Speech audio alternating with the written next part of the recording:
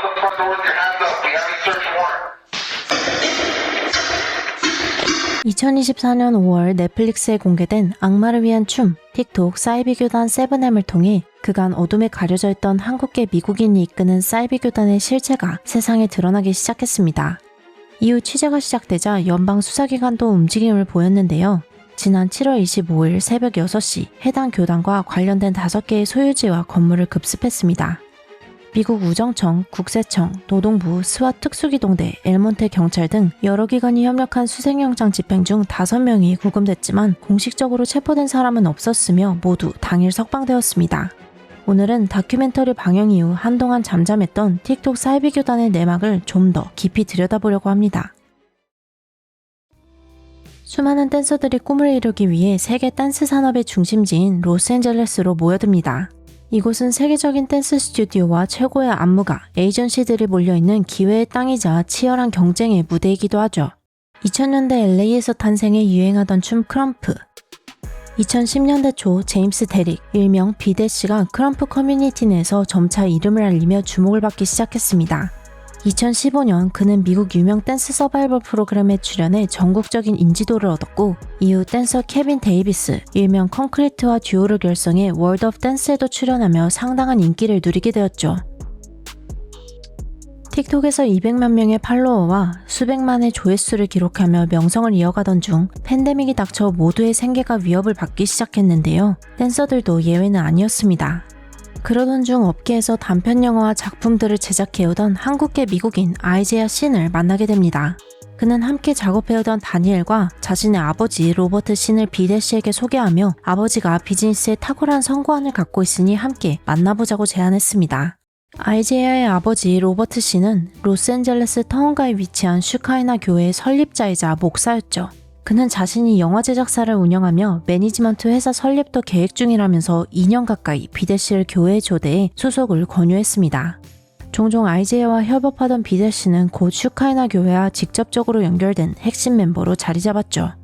한편 넷플릭스 다큐멘터리의 중심인물이자 이번 사이비 교단을 세상에 알린 미란다와 멜라니 윌킹 자매는 어린 시절부터 함께 춤을 추며 댄서의 꿈을 키워왔습니다. 2015년 미란다가 고등학교를 졸업한 뒤 본가가 있던 미시간에서 로스앤젤레스로 이주해 전문 무용 경력을 쌓기 시작했고 동생 멜라니도 그런 언니를 뒤따라 LA에 정착했습니다. 두 사람은 윌킹 시스터스라는 유튜브 채널과 틱톡 계정에 댄스 영상을 올리며 빠르게 인기를 모았죠. 그러던 어느 날 비데시가 미란다에게 메시지를 보내며 접근했고 2019년 말부터 두 사람은 협업하며 급속도로 가까워졌습니다. 미란다는 비데시를 따라 교회 정기 모임에 참석하기도 하며 교회 활동에 점점 더 깊게 관여하게 됐는데요. 그런 언니를 따라 멜라니 역시 교회에 관심을 갖고 참여하기 시작했습니다. 이후 미란다와 비데시는 교제를 시작했고 미란다를 포함한 비데시와 인연이 닿은 여러 댄서들이 그를 따라 교회 모임에 참석하면서 로버트 신의 지원 아래 아티스트 활동을 계속해 나갈 수 있게 되었죠. 비데시를 중심으로 많은 댄서들이 모이자 로버트는 2021년 7월 세븐앤 필름스라는 매니지먼트 회사를 설립했습니다. 이들의 관계는 단순한 회사와 소속 아티스트의 경계를 넘어 종교적 유대감까지 형성되어 있었죠. 이미 어느 정도 유명세가 있던 댄서들이 로버트의 자본을 만나 수많은 틱톡 영상을 제작했으며 팬데믹과 과열된 LA 댄스 시장 속에서도 큰 인기를 얻고 유명 브랜드 광고 촬영부터 슈퍼볼 퍼포먼스까지 참여하게 되었습니다. 교회 목사님이 동시에 엔터테인먼트 사장인 기묘한 상황 속에서 그들은 승승장구하는 듯 보였죠. 그러나 그 이면에는 어두운 진실이 감춰져 있었습니다. 동생 멜라니 윌킹은 몇 차례 교회 모임에 참석한 뒤 로버트 목사의 예배 메시지와 권위적 태도에 불편함을 느끼기 시작했죠. 게다가 갑작스럽게 예배 참석을 강요받고 행동을 통제하려 들자 결국 탈퇴를 결심했습니다. 반면 미란다는 점점 더 깊숙이 빠져들었는데요. 가족과의 연락은 줄어들었고 그녀가 어디서 무엇을 하는지 가족들은 소셜미디어를 통해 확인할 수밖에 없었습니다. 2021년 1월 윌킹 자매의 할아버지가 돌아가시면서 자매는 미시간에서 열리는 장례식에 참석할 예정이었습니다. 그런데 공항으로 출발하기 30분을 앞두고 미란다는 돌연 코로나에 걸려 격리해야 한다는 거짓말을 했죠. 계속되는 가족들의 추궁에 결국 거짓말이었다고 인정했지만 그 이유에 대해서는 당신들은 이해하지 못할 것이라고 말했습니다. 그녀의 이상한 행동에 부모님은 직접 LA로 날아가 미란다를 만났죠. 그런 부모님께 미란다는 당신들보다 하나님에 더 가까운 누군가의 허락이 있어야 가족들의 품으로 돌아갈 것이라는 충격적인 말을 내뱉었습니다. 이후 미란다는 가족의 전화와 문자를 모두 차단했고 소셜미디어에서도 차단해버렸죠. 심지어 가족들은 미란다와 비데 씨의 약혼 소식을 소셜미디어 게시물로 확인할 수밖에 없었습니다. 그 뒤로 윌킹 시스터즈의 유튜브와 틱톡에 계속해서 멜라니만 등장하자 구독자들은 의문을 갖기 시작했습니다. 2022년 3월, 멜라니는 부모님과 함께 인스타 라이브에서 미란다의 행방과 연락 두절 상태, 사이비 입당 의심 정황에 대해 털어놓았죠. We're not, I mean, okay, I don't even know where to start. We're not allowed to contact her, and it's really sad because we're blocked on absolutely everything. So whenever we try to say anything, like I even just commented on a video today, instantly blocked. So it's just been really hard to deal with, and we really don't know why. We talked to her for a couple hours, and she was a very different person. Different person that we've had than when she was home many times. Very disconnected, Yes. like just not Yes. herself at all, Right. and she couldn't explain why she And wasn't kept coming wanting to leave, and And my dad even texted me because I was in Michigan and they were here, and he said she keeps saying that she has to go film videos with James, B-Dash, should I let her go? And I said, well, if you let her go, that'll be the last time you're gonna see her. it was. And it was. Yeah. And what were they gonna do? But she kept saying that when I said, please come home to Papa's funeral, you're going to regret it. And she said, I'll see. And I said, well, who do you have to ask? And she's like, oh, I'm afraid I'm going to make a mistake. I'm just learning. So whatever she's involved in, she's got some kind of control over her that is making her afraid of something. 미란다는 가족이 자신이 외부의 통제를 받는 것처럼 말한 것에 대해 자신은 강제로 통제당하는 것이 아니며 자유로운 상태라고 단호히 부인했습니다. 나는 결코 희생자가 아니고 학대당하고 있지도 않다며 교회가 나를 감금하지 않았고 자유롭게 신앙을 선택할 수 있다고 덧붙였죠. 윌킨 가족들 사이에 공방이 오가며 논란이 커지자 교회는 댄서들에게 가족들과 만나도록 명령했습니다. We are live. We're in Detroit, Michigan. This is my husband James. This is my mom Kelly and my dad Dean. Since they wanted to make our lives public, we're gonna go live. Do you guys have anything to say to the live stream? I love you, Miranda, and I miss you. Yeah, love you. We're excited to see her in person. Okay? 미란다와 비데 씨는 가족들과의 만남을 가지거나 본가인 미시간에서 시간을 보내기도 했지만 이는 철저히 언론에 보여주기 위한 행동에 불과했습니다. 그녀는 가족들과의 만남에서 항상 라이브를 켜고 영상과 무수한 사진을 찍어 올렸으며 가족들이 교회나 세븐햄을 언급하면 다시는 보지 않겠다고 협박했죠. 이후 가족들은 마치 아무 일도 없던 것처럼 행동할 수밖에 없었고 미란다가 다시 교회로 떠나는 뒷모습을 보며 눈물만 흘릴 수밖에 없었습니다. 모든 사이비가 그렇듯 로버트가 이끄는 슈카이나 교회는 Die to Self, Die to Loved Ones라는 문구를 왜곡하여 인간관계를 끊고 오직 교회 리더에게 복종하게 만드는 세뇌 문구를 지속적으로 사용했습니다. 불행히도 이 사이비의 뿌리는 틱톡 댄서들이 아니라 1994년으로 거슬러 올라갑니다. 온라인 기독교 컨텐츠 단체인 C-Faith 사이트에 2000년대 초 올라온 로버트 신 소개글에 따르면 그는 1958년 한국에서 태어나 1968년 가족들과 함께 토론토로 이민을 갔습니다. 1986년 토론토 대학 의과대학을 졸업한 그는 의사의 길이 자신의 운명이 아니라고 느껴 의료 서비스를 제공하는 회사를 설립했고 이 회사는 큰 성공을 거두어 캐나다 전역으로 확장되었다고 적혀 있습니다. 1991년 세례를 받고 로버트 대신 스스로를 이스라엘이라고 부르기 시작했으며 하나님의 음성이 LA로 가라고 해 로스앤젤레스로 이주하게 되었습니다. 이때 그는 캐나다인 아내 사이에서 낳은 아들 콘레드와 딸 클로이를 두고 있었죠. 1994년 그는 산타페 스프링스의 작은 창고 하나를 빌려 신도가 20명이 채 되지 않는 슈카이나 교회를 설립했습니다. 당시 그의 곁에는 두 번째 아내이자 한국인인 에스더가 있었고 두 사람 사이에 아이제야와 엘리아스 두 아들이 태어났습니다. 2000년경에는 옆 동네에 노워크의 한 교회 방한켠을 임대해 교회 운영을 이어가기도 했죠. 그런데 2008년 최소 5명의 젊은 여성 신도들이 로버트가 안대를 씌운 뒤 로버트의 나체를 마사지하게 하거나 성스러운 1대1 시간이라 불러내 신체 접촉을 했다는 사실이 신도들 사이에 퍼지기 시작했습니다. 이 소식은 로버트의 누나 캐서린의 귀에 들어갔고 그녀를 중심으로 2008년 10월 어느 주일 신도들이 교회 문을 박차고 들어가 그에게 목사직 사임을 요구했습니다.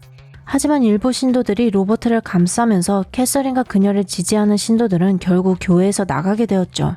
자신도 인간이라며 잘못을 인정하는 모습에 마음이 흔들린 신도들도 있었던 반면 70명 중 약 20명가량은 교회를 떠나며 내부 분열이 심화되었습니다. 이와 함께 로버트가 오래도록 품어왔던 유명인으로서의 꿈도 차츰 좌절되기 시작했습니다. 슈카이나 교회의 창립 멤버 가족 중 한 부부의 아들이었던 다니엘 조셉은 로버트가 이후 제작하는 거의 모든 작품에 출연하는 배우이자 교회의 핵심 인물이었는데요. 로버트는 자신의 누나 캐서린의 딸 셰리와 다니엘을 결혼시켜 영화계 진출의 발판으로 삼으려 했으나 캐서린이 교회를 떠나면서 이 계획이 무산되고 말았습니다. 어그러졌던 그의 계획이 오히려 자극제가 된 것일까요? 로버트는 멈추지 않고 자신의 딸 클로이를 싱어송라이터로 키워 2015년 다니엘과 결혼시키는 데 성공했습니다. 또한 그는 영화 산업 진출을 위해 IDH 스튜디오, 신 엔터테인먼트, 이매지네이팅 픽처스를 설립했고 몇몇 작품을 제작하기 시작했습니다. 목사와 영화 감독이라는 이중 생활을 하던 로버트에게는 성추행, 성폭행 논란 외에도 뿌리 깊은 문제가 있었는데요. 많은 사이비 집단에서 나타나는 집단 거주와 노동 착취입니다. 신도들은 함께 거주하며 교회 핵심 인물들의 지시를 따랐지만 제대로 된 임금을 받지 못하는 상황이 이어졌습니다.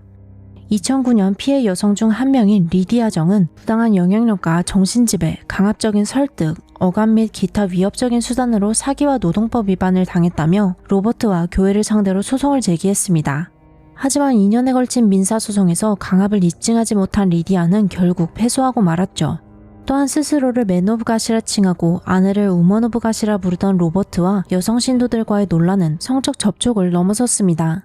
2000년대 초 17살의 나이로 슈카이나 교회에 나오기 시작한 셜리는 2008년 당시 50세였던 로버트와 내연관계였으며 교회 분열 논란 이후 기존 부인 에스더를 밀어내고 우먼 오브 갓 자리를 차지했습니다.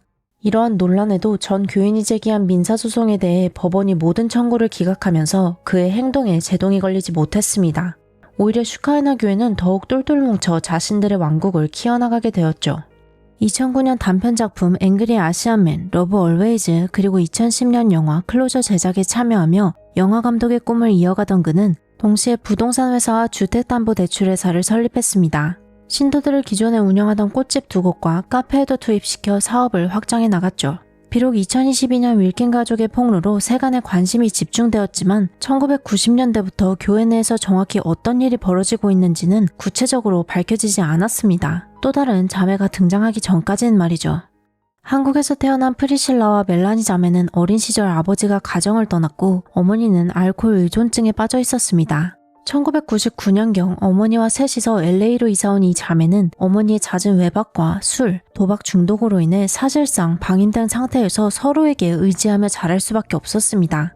많은 한국인 유학생과 이민자들이 미국에 와서 처음 적응할 때 교회나 한인 커뮤니티를 찾는 것처럼 멜라니도 한인 커뮤니티 중심의 슈카이나 교회를 알게 되었죠. 한인 교인들끼리 서로 돕고 챙기는 모습에 생전 처음 따뜻함을 느꼈고 재정적 어려움까지 겪고 있던 이 자매에게 슈카이나 교회는 너무나도 이상적으로 다가왔습니다. 동생이 소속감과 행복감을 느끼자 실질적인 부모 역할을 하던 언니 프리실라도 교회 활동에 적극 나서기 시작했죠. 하지만 겉보기에 따뜻해 보였던 이 교회의 실상은 자매들의 예상과 전혀 달랐습니다. 교회 핵심 인물들은 멘토로 지정되어 각자 몇 명의 교인들을 감시하고 지도하며 일을 시켰는데요. 나이와 상관없이 새벽 5시에 일어나 6시까지 교회에 나가 예배를 드리고 밤 10시에 잠자리에 들어야만 했습니다. 깨어있는 대부분의 시간은 주어진 일을 해야 했고 식사는 정해진 것만 먹어야 했으며 사고 싶은 것은 멘토의 허락을 받아야만 했습니다. 하지만 승인은 좀처럼 쉽게 떨어지지 않았죠. 또한 교인들이 받는 임금은 일주일에 $100 이하에 불과했습니다. 통장 역시 모두 멘토들의 관리와 감시하에 있었죠. 약 10년간 자유를 박탈당한 삶을 살던 멜라니에게 2011년경 로버트는 지정한 남자 교인과 성관계를 맺으라고 강요했습니다. 지정된 날이 다가오자 멜라니는 교회 밖에 있던 유일한 어린 시절 친구 마르크에게 도움을 요청했고 다음 날 마르크가 벤을 타고 야구방망이를 들고 와 멜라니의 탈출을 도왔죠. 멜라니는 언니 프리실라에게도 함께 탈출하자 연락했지만 아이러니하게도 교회에 들어온 이유가 동생 때문이었던 프리실라는 나갈 수 없다며 탈출을 거절했습니다.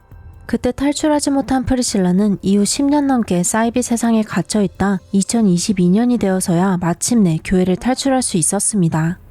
2023년 그녀가 다른 피해자들과 함께 로버트와 교회를 고소하며 작성한 20년에 걸친 그들의 악랄한 행위를 하나하나 살펴보겠습니다.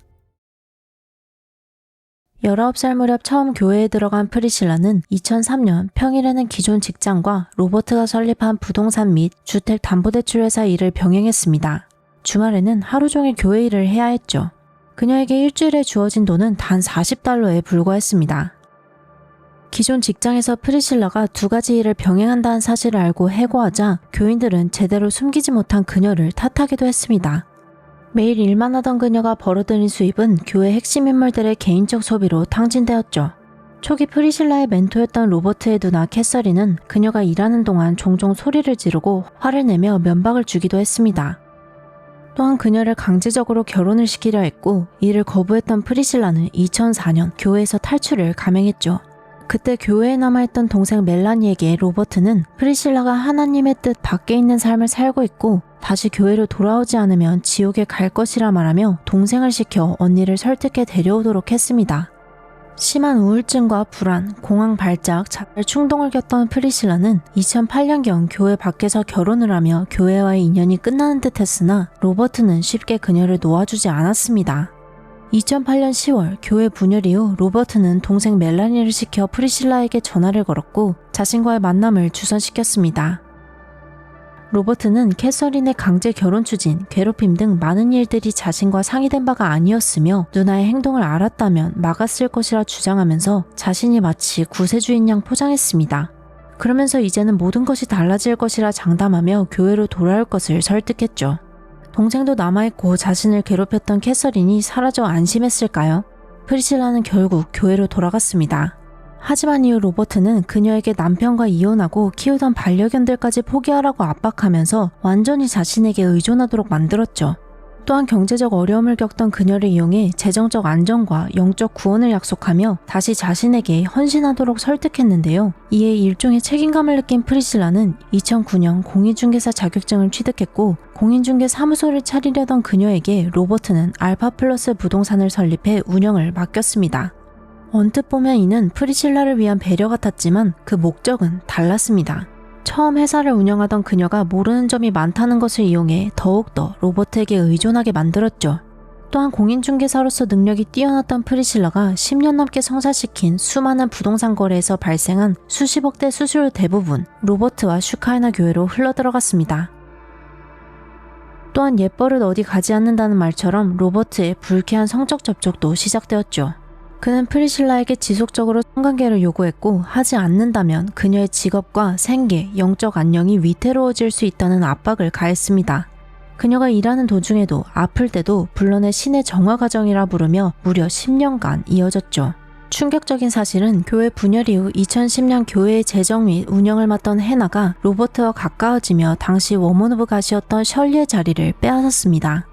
사실상 남편이었던 로버트를 빼앗겼음에도 불구하고 로버트의 세 번째 여자 셜리와 네 번째 여자 해나는 지금까지도 끈끈한 관계를 유지하고 있는 것으로 알려져 있습니다. 그렇게 프리실라를 감시하는 인물들이 셜리에서 해나로 늘어났고 그들 모두 프리실라의 통장에서 마음대로 입출금을 하며 끊임없이 가스라이팅을 이어갔습니다. 이들은 프리실라의 돈을 흥청망청 쓰면서도 로버트의 규칙을 어겼다는 이유만으로 벌을 주거나 다른 교인들 앞에서 공개적으로 모욕과 언어폭력을 가하기도 했습니다. 착취, 노동착취, 금전착취만으로도 모자랐던 걸까요? 이미 24시간이 모자랐던 프리실라에게 매달 세 번째 주일마다 교인 전체를 위한 음식조리, 청소, 사무실 사람들 장보기, 잡일은 물론 해나의 집과 그의 부모님 집 청소, 아이 돌보기 등 각종 잡다한 일까지 떠맡겨졌습니다. 한 번은 교회의 통제를 벗어나려는 시도에 대한 벌로 프리실라의 $50만 상당의 개인 물품을 몰수하기도 했습니다. 로버트가 설립한 수많은 회사 본사로 기록되어 있는 이 3층 로프트에서 2010년부터 2012년까지 프리실라는 온종일 통제된 채 일과 성적 학대를 견뎌야만 했습니다.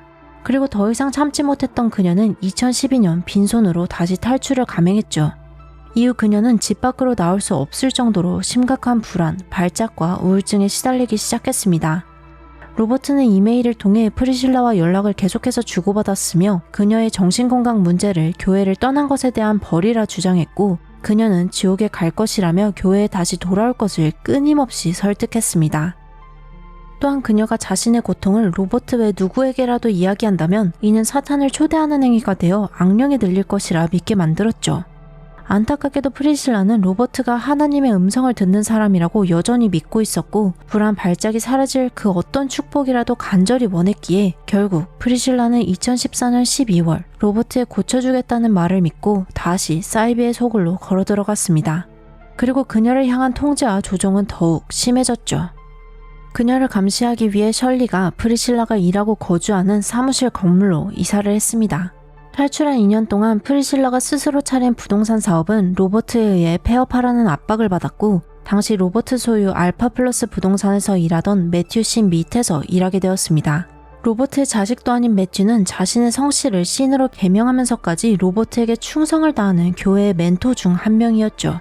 알파플러스 고객의 80%가 프리실라의 기존 고객이었고 무능했던 매튜는 반 이상의 거래를 성사시키지 못해 거래 취소가 빈번히 일어났습니다.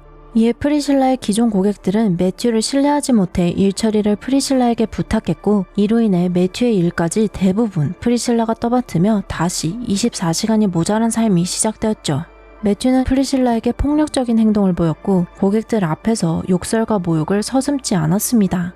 게다가 로버트는 프리실라가 새로 산 BMW를 빼앗아 셜리에게 주며 프리실라에게는 거의 폐차 직전인 중고 현대차를 주었습니다. 이 차는 길 한복판에서 3차례나 고장이 났고 이후에는 5만 마일을 탄 또 다른 중고차를 주었는데 이 차 역시 도로 한복판에서 고장이 나는 불운을 겪기도 했습니다.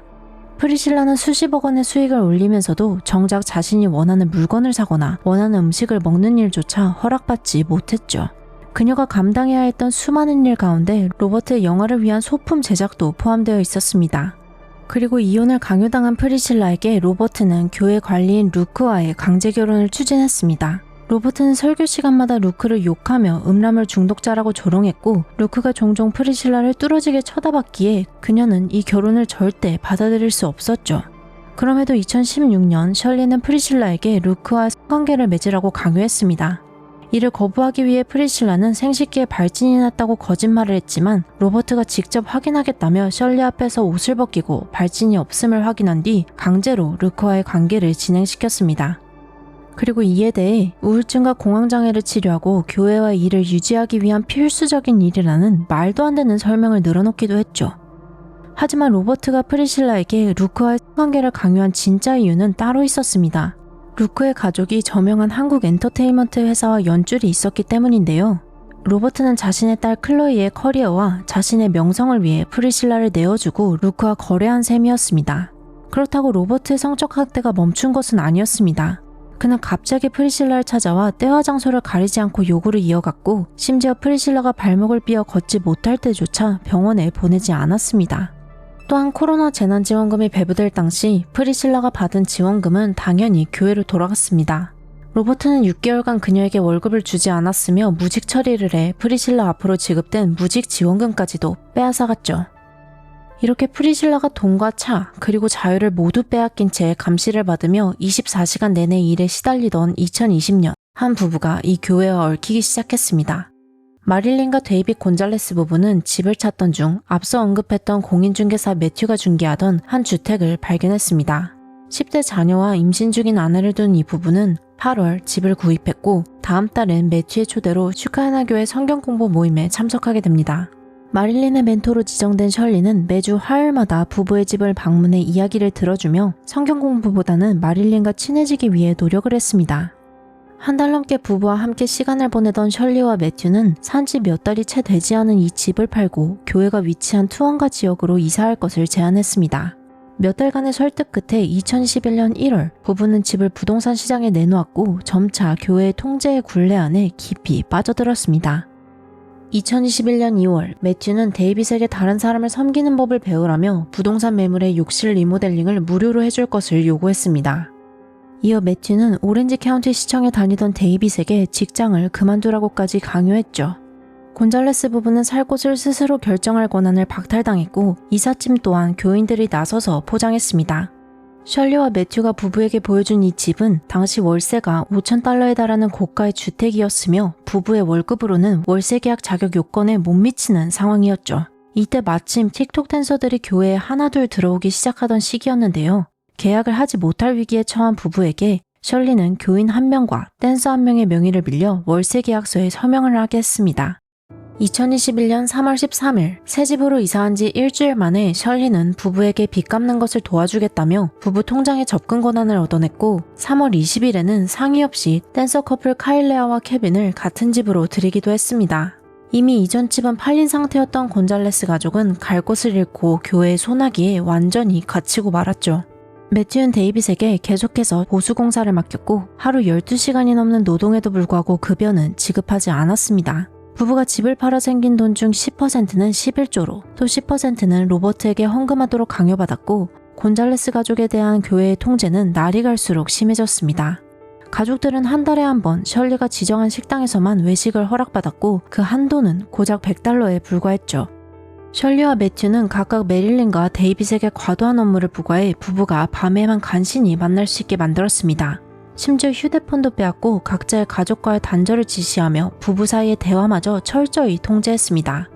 또한 셜리는 메릴린에게 지속적으로 피임약을 먹도록 강요했는데요. 난임을 겪었던 메릴린이 걱정하자 로버트가 과거 의사였기 때문에 괜찮다고 했다며 설득을 하기도 했습니다. 하지만 2021년 5월 메릴린은 또 다른 아이를 임신했고 그 사실을 3개월이 지나서야 알게 되었습니다. 셜리는 교회가 너무 바빠 아이들을 돌볼 시간이 없다며 임신 사실을 절대 다른 사람에게 알리지 말라고 경고했고 그 이후부터 메릴린을 무시하며 없는 사람 취급을 하기 시작했습니다. 셜리와 매튜가 교인에게 보낸 것으로 추정되는 이 이메일에서 아이들에 대한 부정적인 그들의 태도가 담겨 있었는데요. 셜리는 하나님께는 온전히 집중된 시간을 드려야 한다며 아기를 돌보거나 먹이면서 기도하거나 성경을 읽는 건 마땅치 않다는 듯 말했습니다. 또한 매튜는 아이들이 시간이랑 돈을 앗아가고 고생하게 만들 걸 알면서 왜 낳느냐고 말하며 육아 자체를 부정적으로 바라봤습니다. 이처럼 가족들과 완전히 단절된 삶을 강요받던 부부는 교회에 더 머물다간 아이들을 빼앗길 것 같은 두려움을 느꼈고 결국 2022년 8월 2년 만에 교회와의 인연을 끊기로 결심했습니다. 데이빗이 그동안 한 노동의 대가는 여전히 상당 부분 지급받지 못한 상태입니다. 이들과 함께 로버트와 교회를 상대로 고소장을 제출한 틱톡 댄서들도 있는데요. 이들 역시 부부와 비슷한 시기인 2022년 8월경 교회를 떠났습니다. 슈카이나 교회를 알기 전 이미 200만 명의 틱톡 팔로워를 보유하고 있던 댄서 어브리는 비데시를 통해 교회를 알게 되었습니다. 크리스천이었던 그에게 로버트는 교회에 나오는 것이 일생일대의 기회라며 비데시의 믿음을 이용해 입교를 설득했죠. 로버트의 집에서 매주 월요일 진행되던 성경 공부는 때때로 새벽 1~2시까지 이어졌는데요. 초반에는 여자친구였던 카일리에게 이 사실을 숨기라고 했습니다. 2020년 가을 어브리가 교회에 정식으로 다니기 시작하자 로버트의 네 번째 부인 해나가 탤런트 매니저로 따라붙었고 이후 어브리와 관련된 프로젝트와 브랜드 협상, 수익 관리까지 모두 통제하기 시작했습니다. 세금 처리부터 어브리 앞으로 들어오는 수익까지 그가 확인하기도 전에 이미 20%의 수수료가 공제되었죠. 많은 돈을 떼어가는 것에 더해 세븐M 소속사는 영상 촬영 비용에 대해 과도한 금액을 청구하기도 했고 점차 그들이 춤을 어떻게 춰야 할지 무슨 노래를 선정해야 할지도 골라주었습니다. 로버트는 틱톡 댄서들이 교회에 들어온 시기 설교에서 하나님의 말씀을 전하기보단 마치 돈에만 집착하는 듯한 모습을 보였습니다. 나는 당신들이 돈을 많이 벌 수 있게 해줄 수 있다. 뿌린 대로 거두니 교회에 많이 헌금해라 등 금전 관련 이야기가 많았고 설교 도중 Money comes to me now를 외치며 따라하라고 하기까지 했습니다. Especially regarding finances, because that's the biggest thing. I mean, you can't get away from finances. Now, people may be sick here and there, but you know, everybody needs money. All the time, every day. Amen. So if you just talk about healing and health, it's good, but you know, majority of people are healthy, especially they're young. They're not, okay, a little cold and flu and here and there, but you know, health is not something they think about. But money, everybody thinks about.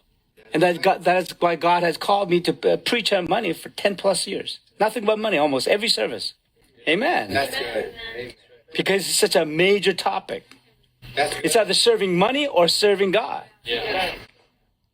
Hallelujah. So that's 10 plus years, just nothing. Everything had to be money related.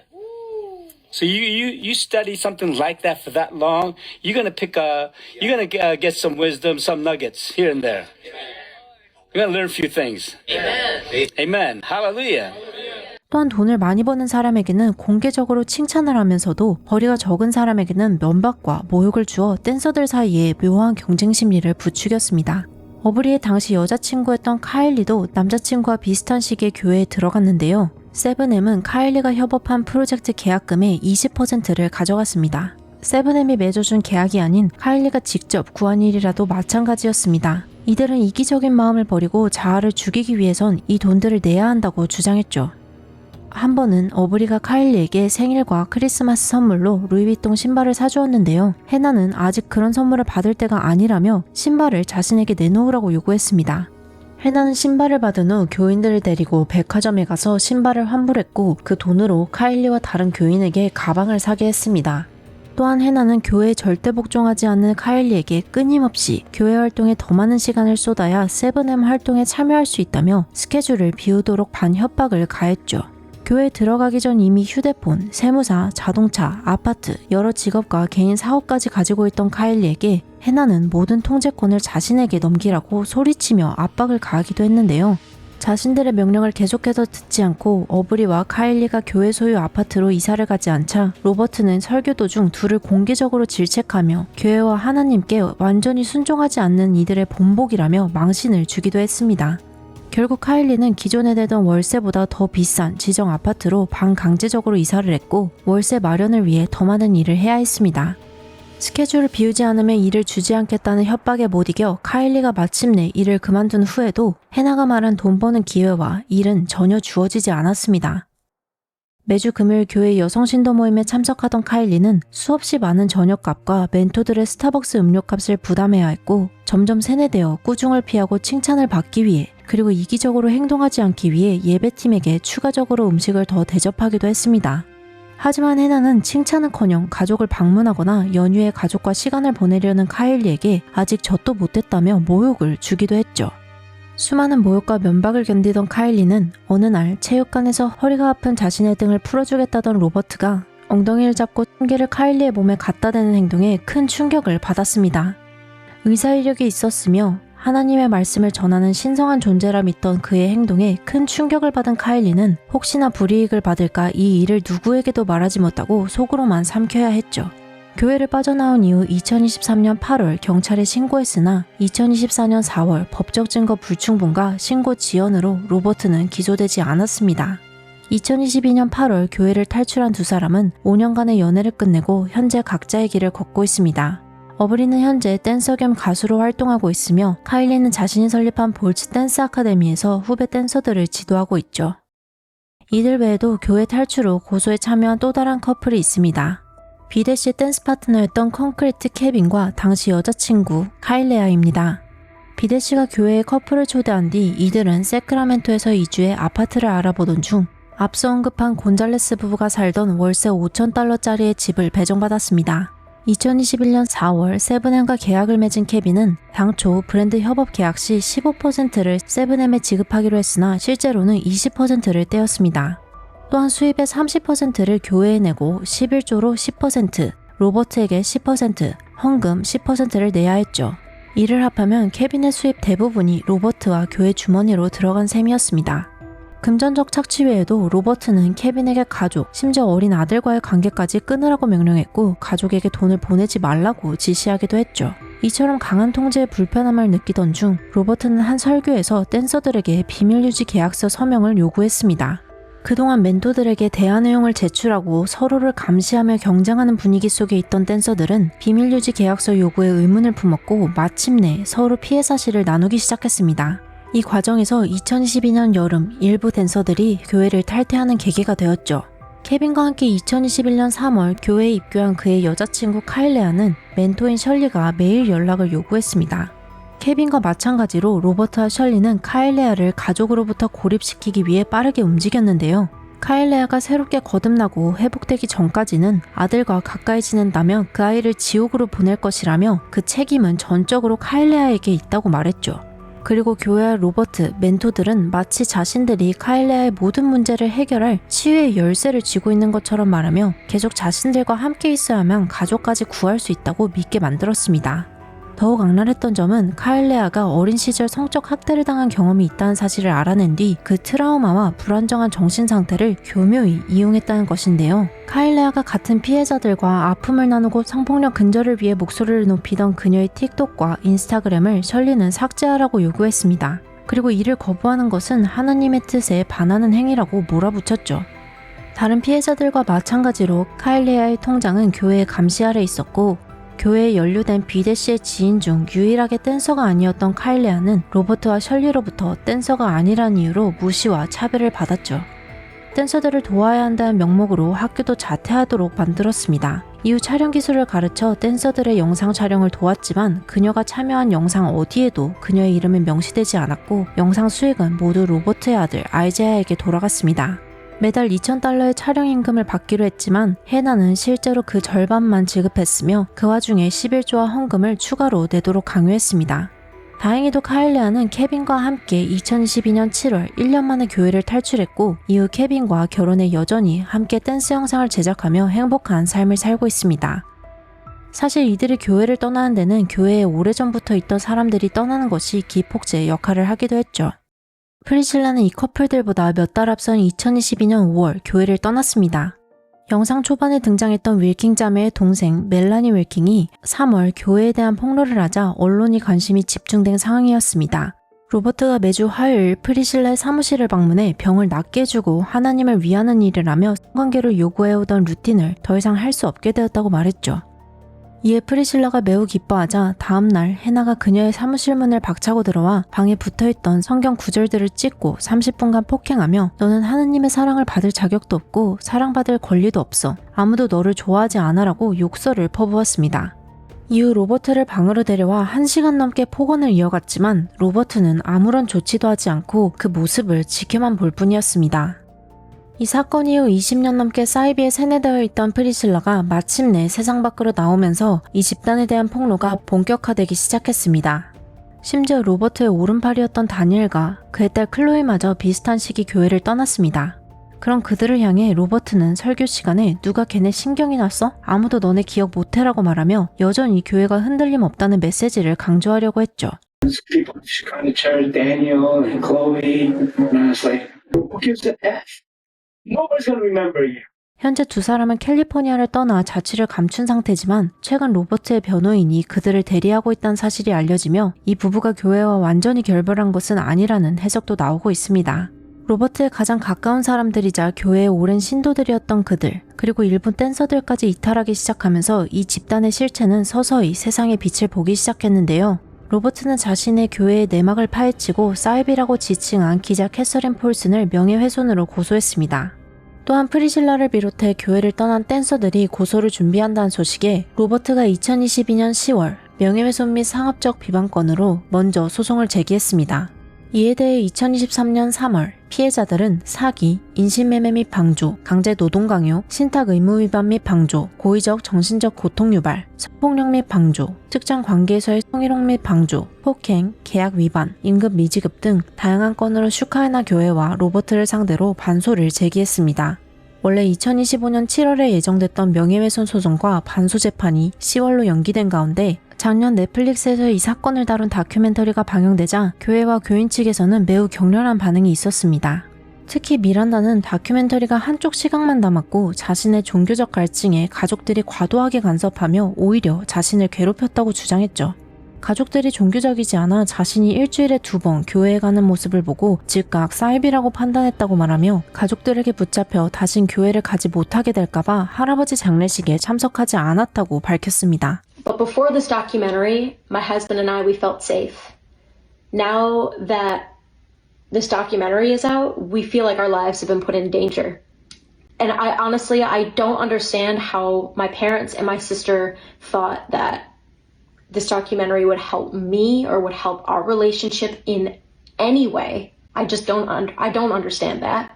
또한 미란다가 처음 제임스와 교제할 때 가족들이 두 팔 벌려 환영했으나 미란다는 당시 남자친구이자 현재 남편인 제임스가 흑인이라는 이유로 가족들이 두 사람의 관계를 반대했다고 하며 오히려 교회를 감싸고 가족들을 비난하기도 했죠. And honestly, I think that my parents and my sister have focused so much on this documentary that they've forgotten about working on any relationship with me. And I'm going to be perfectly honest, it has been hard to post and do my content like nothing ever happened because that's just not the case. 세븐앤필름스는 인스타그램의 다큐멘터리가 실패한 공갈협박 시도에서 비롯된 중상모략적인 허구임을 강력히 주장하며 명성과 부를 얻기 위한 조작된 작품이라는 입장을 밝혔습니다. 또한 멜라니와 프리실라 자매가 거짓을 퍼뜨리는데 공모를 했던 사람들의 천서 진술이 있었음에도 불구하고 다큐멘터리가 거짓된 이야기를 전 세계적인 플랫폼에 유포했다며 법적 대응을 예고했습니다. 이에 일각에서는 피해 사실이 과장되었고 피해자들이 자발적으로 선택한 측면이 있다는 주장도 제기되고 있는데요. 미란다와 남편 제임스 등 교회에 남아있는 일부 신도들은 꾸준히 교회를 지지하는 목소리를 내고 있으며 이들을 지지하는 여론도 일부 존재합니다. 이번 급습에서 교회 소유 건물 5곳이 수색된 것으로 알려졌으나 로버트가 2013년 5월 약 23억 원에 구매해 네 번째 아내 해나와 함께 거주 중인 포타렌치의 주택은 이번 급습 대상에서 제외된 것으로 알려졌습니다. 급습이 진행되던 중 헬리콥터가 교회 핵심 인물들의 체포 현장을 포착하기도 했는데요. 특히 셜리가 갓 태어난 아기를 안고 건물 밖에 앉아있는 모습이 카메라에 잡히면서 아이에 대해 적대적이었던 교회에 새 생명이 탄생한 사실에 전 교인들은 놀라움을 금치 못했죠. 현재 셜리의 남편은 무장강도 전과가 있는 교인 김영빈으로 추정되고 있으나 아이의 아빠가 누구인지는 알려지지 않았습니다. I did. It's just it was what was it? Misunderstanding. A misunderstanding. Can you go on camera and make a statement? Hold on, see that? Yeah, technically. No, but it's okay. I'm not like part of the news or anything. I'm not part of the news. I mean, you're okay to film, I guess. I don't care. Just not on our property. Are you a member of the church? I live here. You live here? Okay. Was the pastor here? Not here. So, right. Was he arrested? You don't know. You weren't here this morning? I was here. You weren't. As a part of the group. Yeah. But that's what it was. It was just a misunderstanding. A misunderstanding. Things will be cleared up. So no one was hurt? No. Oh, well, actually, my shoulder was hurt. Okay. Can you say though if Robert Shin was he taken into custody? Yeah. 반면 최근 FBI 급습 후 미란다가 마치 아무 일 없다는 듯 인스타그램에 춤추는 영상을 올리며 아직까지도 별다른 언급이 없어 작년의 즉각적인 반응과 다른 모습에 대중들은 의아해하고 있습니다.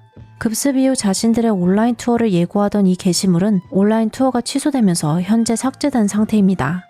한편 지난 7월 25일 성매매, 자금 세탁, 세금 탈루, 우편 사기, 코로나 관련 사기 혐의로 발부된 영장에 따라 급습이 진행되자 대부분의 언론은 연방정부가 마침내 움직인 것에 대해 환영했습니다. 하지만 넷플릭스 다큐멘터리가 공개되기도 전에 피해자들의 경찰 신고가 있었음에도 불구하고 아무런 조치가 없다가 이제야 본격 수사가 실시되는 점에 대한 비판의 목소리도 적지 않습니다. 곧 진행될 민사소송에 관해서는 2009년 전 교인이 진행한 소송에서 한 차례 패소한 경험이 있어 슈카이나 교회와 로버트가 이번에도 민사적 책임을 피할까 우려하는 시선도 적지 않습니다. 미국 수정헌법 제1조에는 종교의 자유를 보장하는 조항이 있는데요. 개인이 어떤 종교를 믿거나 실천할 권리를 보호합니다. 따라서 누군가 종교적 이유로 가족과 단절하거나 종교 공동체 내에서 생활 방식을 바꿨다는 사실만으로는 강제성이나 세뇌를 법적으로 입증하기는 매우 어렵다고 전문가들은 입을 모아 말합니다. 연방정부가 이번에 발부받은 영장에 포함된 혐의 중 가장 무거운 처벌 대상인 성매매는 법의학적 증거가 없으면 피해자의 진술과 정황 증거에 의존해야 하는데 피해자들이 교회를 떠난 지 3년이나 지났다는 점에서 입증이 쉽지 않을 것이라는 전문가의 우려도 큽니다. 현재까지 대중에 공개된 자료가 많지 않은 가운데 곧 시작될 법정 공방에서 어떤 사실이 밝혀질지, 판사는 누구의 손을 들어줄지, 더 나아가 교회와 로버트에게 형사적 처벌이 내려질 수 있을지 기나긴 법정 싸움이 남아 있습니다.